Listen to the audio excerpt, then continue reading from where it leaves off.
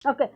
Di ba, Vice, previously, napag-usapan yun sa council about yung dagdag na pamasahe sa tricycle. Kamusta naman yun, Vice Mayor? Na-approve na po yun siya. Last regular session po, na-approve na yun sa third and final reading natin, yung fare metrics natin. Mm.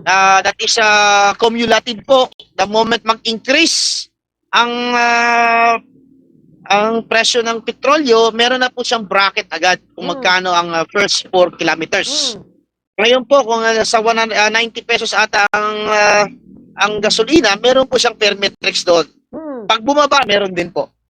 Okay. So, hinihintay na lang natin, ibig sabihin nito, Vice, hinihintay na lang natin yung pagpalabas sa taripa ng ating LGU para i-implement kung ano ba talaga yung bagay na pabasahe po dito sa Jensen, Vice Mayor. Yes po, as a part po ng legislatura ay na-approve na namin at ipapadala na yun, no? Within 10 days, ipapadala dun sa Ejecutibo sa ating mayora para mapirmahan. Subalit bago ito maging effective, kailangan ipapublish pa ito siya kasi you are exacting money from the public. You need the public to be informed. Itong new fare metrics ng local na pamahalaan ng lungsod ng General Santos.